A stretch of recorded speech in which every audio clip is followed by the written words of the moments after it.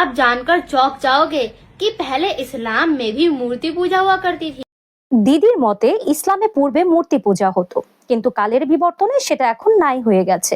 তো চলুন আসলে দিদি আমাদের ইসলাম সম্পর্কে কি বলতে চাচ্ছে বা ইসলামে আদৌ মূর্তি পূজা হতো কিনা সেটা একটু দিদির ভাষ্যমতে জেনে নেই, এরপরে আমি আমার উত্তরটা দেব। आप जानकर चौंक जाओगे कि पहले इस्लाम में भी मूर्ति पूजा हुआ करती थी, लेकिन फिर ऐसा क्या हुआ कि इस्लाम में अब मूर्ति पूजा बिल्कुल ही मना है। तो देखो, ये जो बात है ये धार्मिक और ऐतिहासिक दोनों ही है। 6वीं शताब्दी में जो मक्का था वो दुनिया का सबसे बड़ा व्यापार केंद्र में से एक था, और वहां पर धन तो आता ही आता था, लेकिन साथ में शराब, गलत व्यवहार और जो सूदखोरी होती थी वो बहुत बढ़ने लगी थी।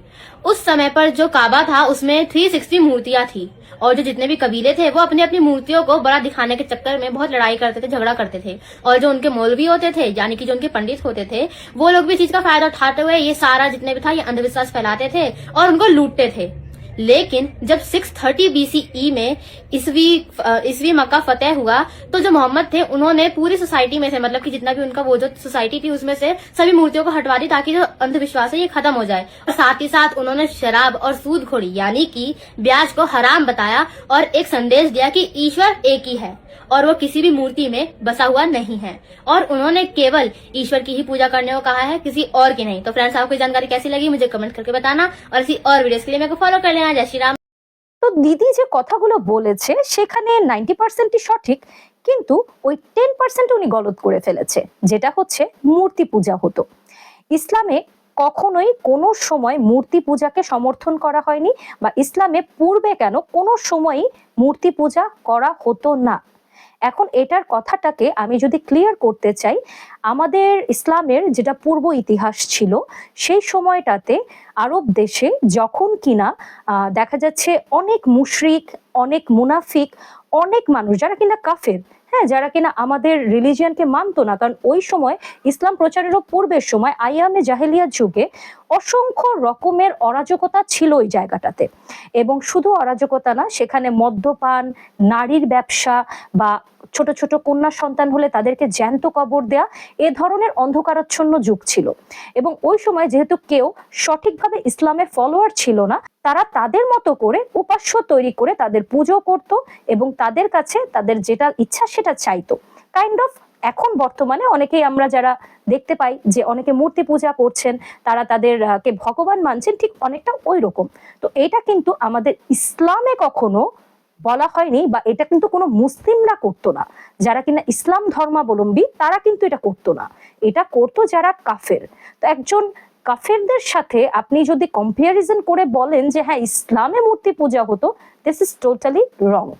এখন আসি যে অনেকে বলেন, অনেকে এই কথাটাও বলেন যে কাবাঘর আসলে সেক্ষেত্রে কাবাঘর ছিল না, ওটা ছিল একটা মূর্তি পূজার উপাসনালয়। মোটেই না।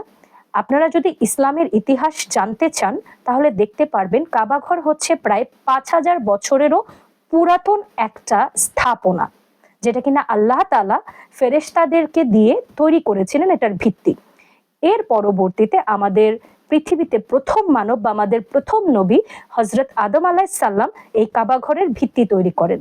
এবং এরপরে যেমন অনেক ধরনের মুনাফিক মুশরিক আসার কারণে যারা কিনা আমাদের ইসলামকে ওভাবে গ্রহণ করতে পারছিল না, কারণ অনেক নবী রাসূলের উপরেই আল্লাহ তাআলা ইসলাম প্রচারের জন্য নির্দেশনা দিয়েছিলেন, কিন্তু সেই সময় যেহেতু মানুষরা সেটাকে একসেপ্ট করতে পারছিল না, তখন এটা কালের বিবর্তনে অনেক ভাবেই সেখানে কাবাঘরের ভিতরে মূর্তি তৈরি করা হয় এবং মূর্তি পূজা করা হতো।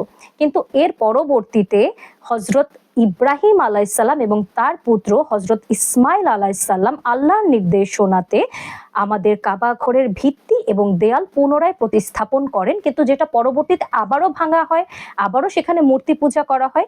এবং পরবর্তীতে আমাদের নবী হযরত মুহাম্মদ সাল্লাল্লাহু আলাইহি সাল্লাম, যিনি আমাদের শেষ নবী, তিনি পুরো কাবাঘরের সেই 360টা মূর্তি পরিষ্কার করে কাবাঘর শুরুতে যেমন ছিল ঠিক তেমন ভাবেই তাকে সংস্কার করে সেটার স্থাপনা তৈরি করে।